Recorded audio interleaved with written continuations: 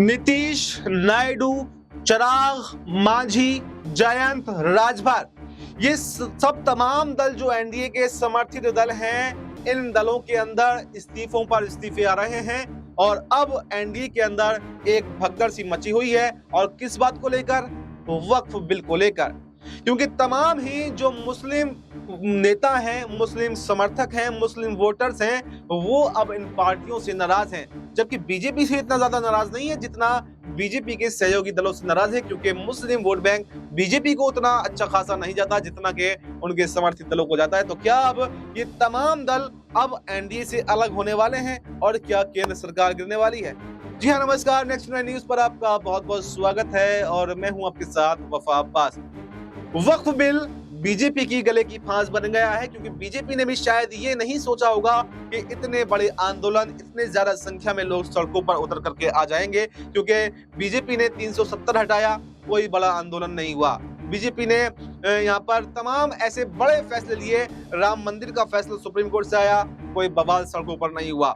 लेकिन सिर्फ एक बार बवाल सड़कों पर हुआ था और वो था सीएए के दौरान। और ठीक वैसा ही कुछ इस बार वक्फ बिल पर देखने को मिल रहा है। यानी उस वक्त भी सब तमाम दल जो थे, तमाम विपक्षी नेता थे, तमाम मुस्लिम संगठन थे, वो एक रास्ते पर आ गए थे और बड़ी तादाद में जो है आंदोलन, जो है प्रदर्शन, जो है वो देश के अंदर देखे गए थे। और ठीक वैसा ही अब वक्फ मुद्दे पर देखा जा रहा है।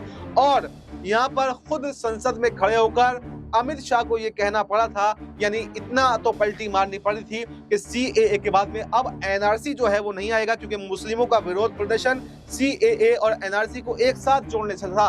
और खुद जो है अमित शाह उससे पहले उसकी क्रोनोलॉजी समझाते हुए दिखाई दिए थे। तो अब वहां पर भी एक पीछे कदम जो है वो बीजेपी सरकार को लेना पड़ा था, जबकि वहां पर खुद बीजेपी की अपनी बहुमत थी, सहयोगी दलों की कोई मोहताजी नहीं थी। लेकिन इस बार अपनी बहुमत भी नहीं है और उसी तरह के प्रदर्शन अब फिर से देश के अंदर देखे जा रहे हैं। तो क्या फिर से एक बार बीजेपी और एनडीए के समर्थित दल जो हैं, क्या इस मुद्दे पर फिर से यू टर्न लेंगे? क्या इस बिल को वापसी लेंगे? क्योंकि आपने देखा था कृषि कानूनों को किस तरह से वापसी लिया गया और सुप्रीम कोर्ट ने इलेक्टोरल बॉन्ड जैसे बड़े मामले को कैसे असंवैधानिक बताकर रद्द कर दिया था। तो क्या अब यहाँ पर दोहरा प्रेशर बीजेपी के ऊपर है? एक तरफ एनडीए के समर्थित दल जो, जैसे मैंने नाम बताया आपको, चिराग, मांझी, नीतीश, नायडू, राजभर, जयंत, ये तमाम दल ऐसे हैं जो एनडीए के ऊपर प्रेशर बना रहे हैं कि आप इस बिल को वापस ले लीजिए वरना आपका साथ छोड़ देंगे। और एक तरफ सुप्रीम कोर्ट में इस बिल को चुनौती दी जा चुकी है, जहां पर आर्टिकल 25 और 26 का हनन हो रहा है। तो ऐसे में अब जो बीजेपी है वो चौतरफा घिरती हुई दिखाई दे रही। तो अब सवाल यही है कि क्या ये बिल अब वापस होने वाला है? क्या इस बिल को लाकर मोदी और शाह ने बड़ी गलती कर दी? क्या इस बिल को पास करवाने में बड़ी जल्दबाजी कर दी गई है? और क्या जो जल्दबाजी की गई है तो क्या उसका खामियाजा अब बीजेपी सरकार को भुगतना पड़ेगा?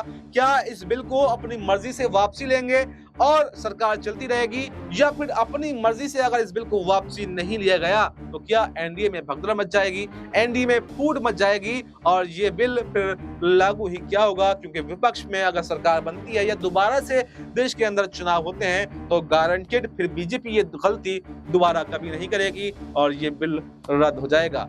फिलहाल इस मुद्दे पर आपकी क्या राय है? अपनी राय कमेंट बॉक्स में जरूर दें और हमें दीजिए इजाजत। नमस्कार।